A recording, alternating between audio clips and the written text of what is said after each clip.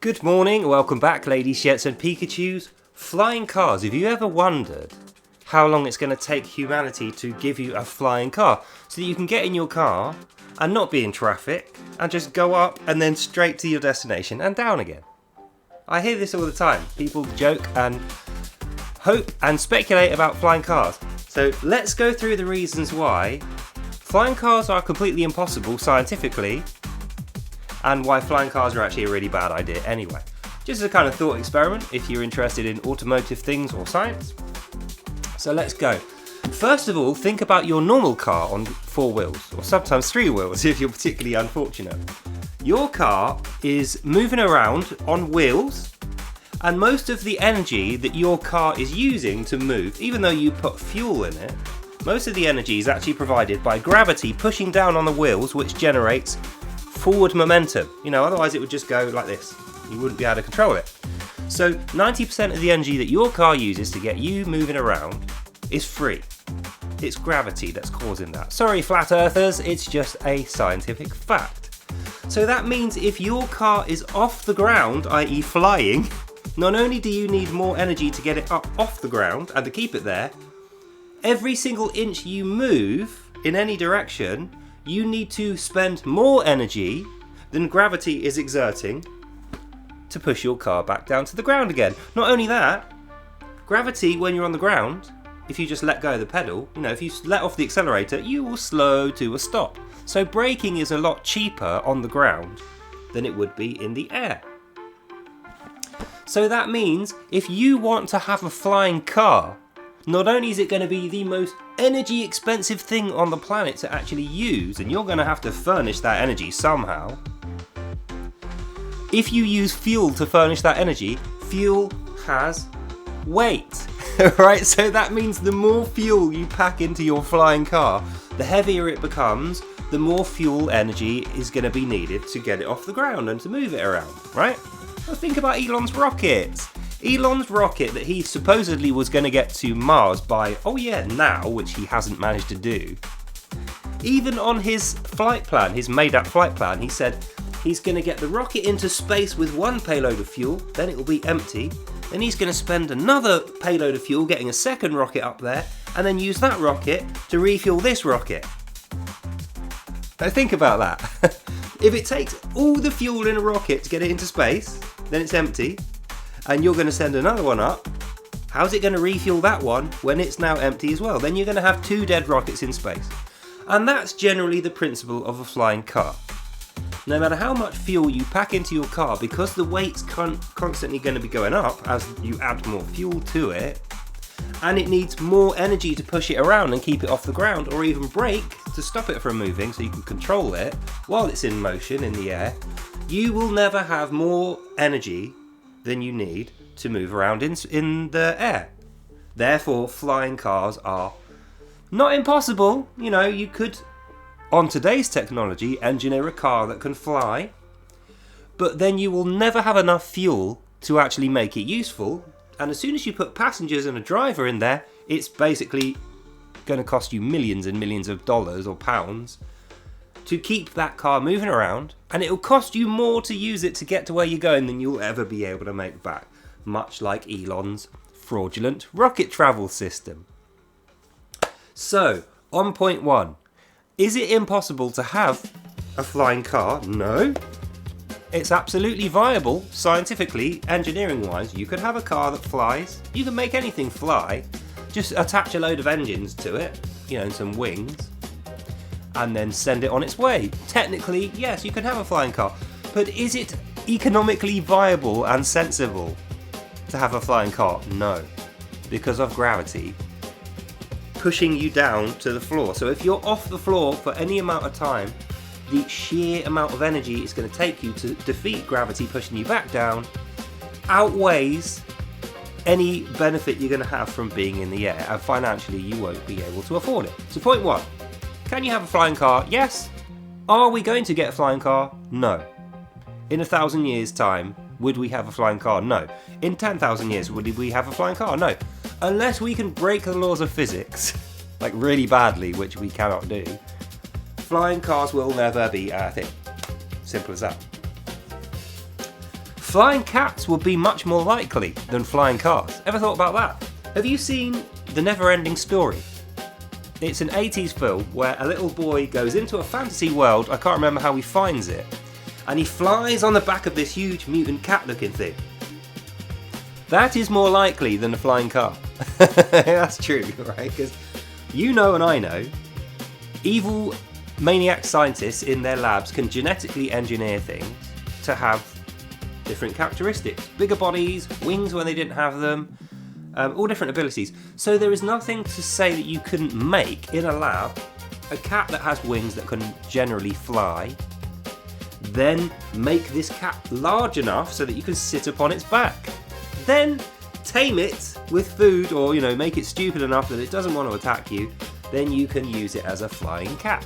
That is unlikely, but it is more likely and actually more economically viable than having a flying car.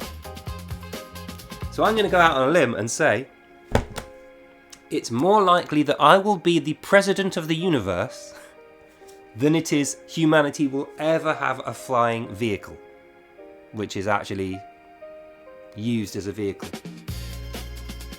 In fact, there's more proof. Think about drones. Think about what a drone looks like. A drone looks like a plane with no seats inside. How much cheaper is it to use a drone than it is to use a plane? We already know everyone who uses planes, they're now trying to only use drones. They don't want to have people in there. Why would you want people in there? Why would you want a pilot? Why would you want passengers? No, we just want to put stuff in there, or we just want to stick cameras on the front. So that's like with your car. If you want to have a flying car, you better have no people in it. And it better be going from A to B in a straight line because of that intense energy cost. So anyway, I thought that'd be interesting to start you off on your day. Is flying cars a possibility? Yes. Is it a probability? No. Are we ever going to have flying cars? Probably not. What's the chances of ever having a flying car? Close to zero, if not zero. Economically, it's worthless. Scientifically, it's worthless. On a kind of conceptual basis, it's worthless because we can do that already. We can already travel without having flying cars. And that means the sole purpose of anyone who ever mentions a flying car is propagandizing. And we get to the final point of the video. You are, in very short order, going to be finding all over the media and news very, very legitimate sounding reports that the economy is going up. Millions and billions and trillions and squillions and fulfillions of dollars and pounds are flying around. Everyone's doing really well in business, and the GDPs and the BDPs and the ABCs and the ZBDs and all these things are going to be going up. Line go up is what you're going to be told. But I want you to keep in mind the flying car example. You saw a flying car in a film. You thought, I would like to have a flying car. We've got wings and engines. Why not? Why not is the reason why you've always thought flying cars in the future is going to be a thing. And everyone thinks that, so they make films with flying cars, and now you think, flying car would be cool, I want one. So the ideal value of a flying car goes up, because you want one, everyone wants one, it's a cool idea, seen on films. But it's impossible. For all intents and purposes, it will never happen. So everyone who invests in it is throwing their money away. And that's what's happening with the economy right now. Everyone is obsessed and Google-eyed. I said that on purpose, Google-eyed. Everyone is Google-eyed and obsessed with AI, the birth of a new creation, artificial intelligence, which is like the best thing ever. It can copy music and slightly change it so that you can have a parameter control over it. It can do artwork which you can't do. It can write your homework for you and do your research for you. And it's 100% correct and accurate all the time. Honest.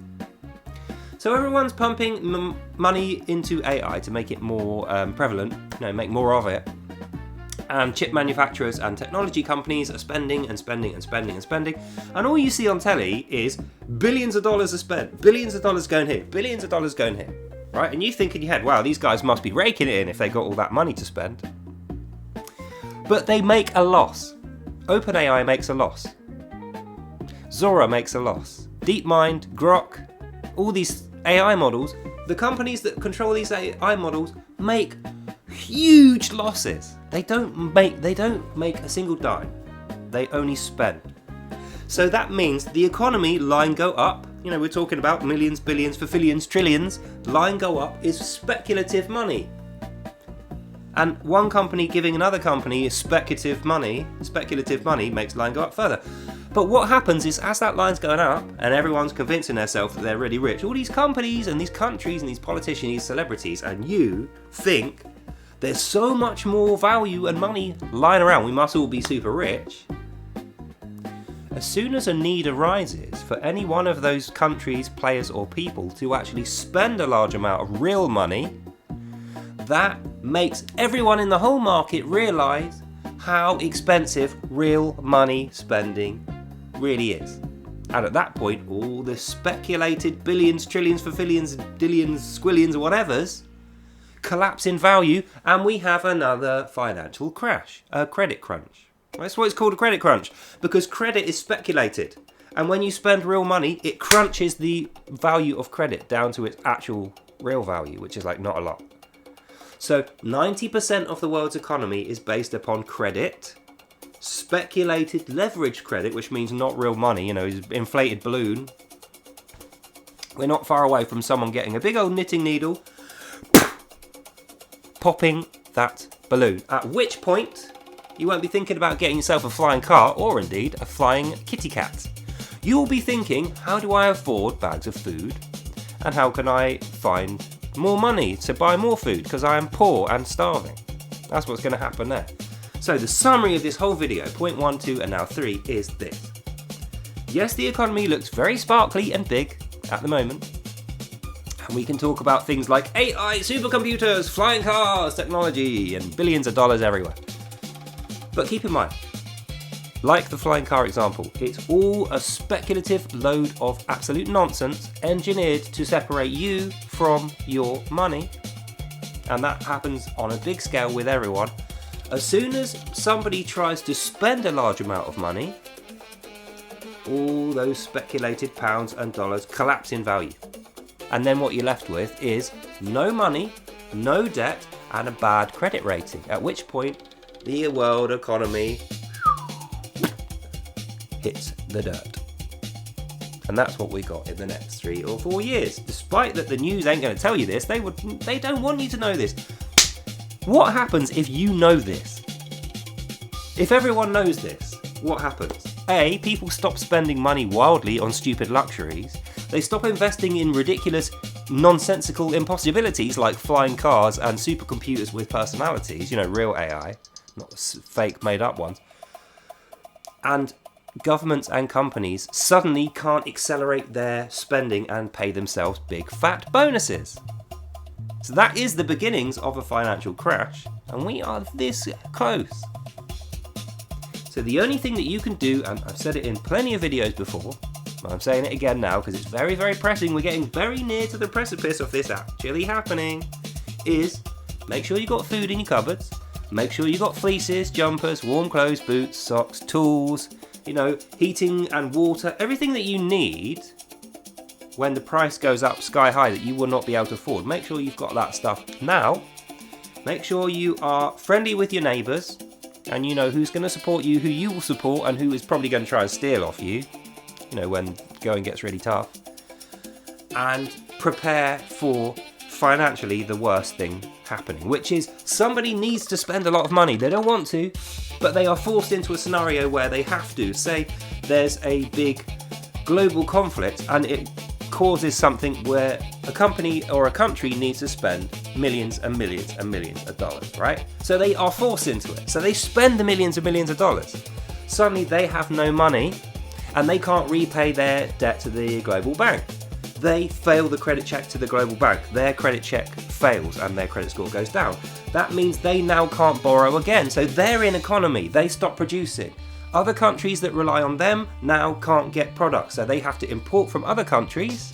Their costs go up. They can't borrow because their productivity dies. They fail the credit check too. 2 countries out of 50 failing a credit check, not a big deal. They can't pay the debts of the other 20 countries which they owe money to. All those countries are now penniless and they all fail the credit check. Bang, economy goes south. That's what we're looking at. So, get yourself ready for that. Food in your cupboards, get warm clothes, socks, tools, all the stuff that I said in my previous video. You need to go through it again. I'll link you that video. Please watch it through to the end. We are within touching distance of this happening. And remember, news and media who you trust, well, you shouldn't at this point, but you do, they don't want you to know this. They're going to do everything to keep you spending on luxuries and not saving up until the very last second. They're going to tell you the economy's fine. They're going to tell you we got this new technology that's going to make millions. You know, they're going to say employment's up and the national savings have gone up, taxes are going down, and everything's fine and dandy. That's what they're going to tell you. But it is a lie. The economy is doing this and has been doing this for a long time. There's been no growth for a good 20 years. COVID wasted everybody's savings, so no countries have got lots of savings, apart from America's got stuff they can sell. But it's not going to be worth anything to them if the rest of the world can't afford to buy it. And at that stage, bang, there goes the economy. So, get ready. Don't say I didn't warn you. Don't say I didn't tell you so. That's the end of this video. So, that's all. I hope you enjoyed that and you learned something. God bless you all. And I'll see you lovely people in the next one. Bye now.